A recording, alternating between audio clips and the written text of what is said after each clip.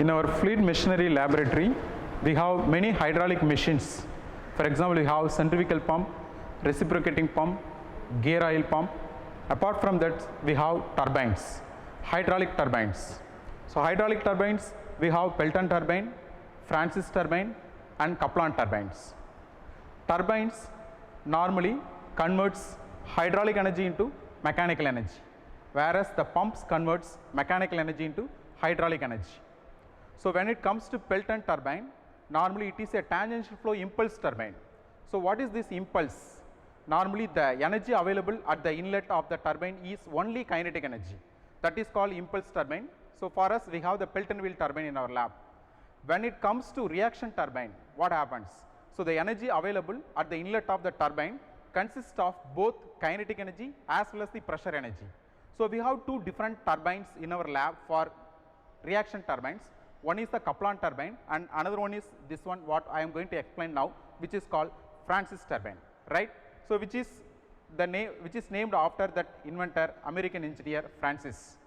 So this Francis turbine is a inward flow reaction turbine which is having radial discharge at outlet. So when we switch on the power, so water from the sump will be lifted using this centrifugal pump, right? Single stage centrifugal pump of 15 HP capacity. So the water will be lifted using this pipe. So the water will be transferred to this venturi. Water passes through the venturi. We are measuring the pressure of the water at the upstream as well as at the throat of the venturi as P1 and P2 respectively. Then the water will be entering the Francis turbine. When it enters the Francis turbine, the water possesses kinetic energy as well as the pressure energy. Because of this energy, the blade will be rotated and energy will be generated. After that before the inlet of the Francis turbine, again the pressure will be recorded as P1, and at the outlet we are measuring the vacuum pressure. We know that Francis turbine is a reaction turbine. At the outlet of the Francis turbine, normally the pressure will be vacuum. So water cannot be discharged directly to the atmosphere because the atmosphere pressure is higher than the vacuum.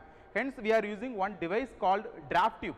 It is a pipe of gradually increasing area by which we are increasing the pressure of the water from vacuum to the more than the atmosphere, so that the water can be discharged to the atmosphere or to the sump wherever we want, right? Initial weight of the hanger is 1 kg. For example, if you look at this, it is showing a reading of 1 kg. Now I am adding a weight of 2 kg. Now the weight has changed to 3 kg. That is 1 plus 2 kg. For this 3 kg load, what is the pressure at the upstream of this Francis turbine as well as what is the vacuum pressure which is at the outlet of the turbine we are recording. Like this, at equal intervals, we are gradually adding the weights of 2 kg. Now I am adding again 2 kg of weight. So now you can see that the weight reading showing is 5 kgs. Like this, for each weight addition, what is the pressure at the upstream of the Francis turbine and as well as what is the pressure at the vacuum, that is which I told already, the pressure is at the outlet of the Francis turbine is vacuum, but for which we are using a draft tube to increase the pressure to the atmosphere. Like this, gradually we are adding the different weights. At different weights we are taking the measurements of P1 and P2.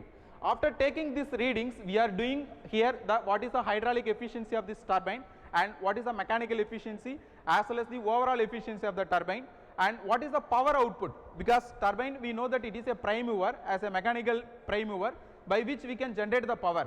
So what is the mechanical power generated, that we are measuring by using rho g qh.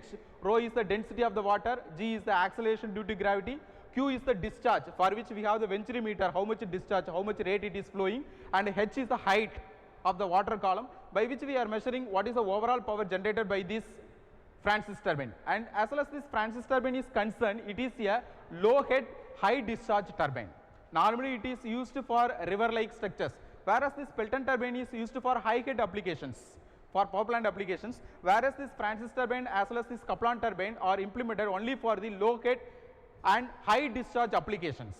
So this is called the inward flow reaction turbine, which is having a radial discharge at outlet.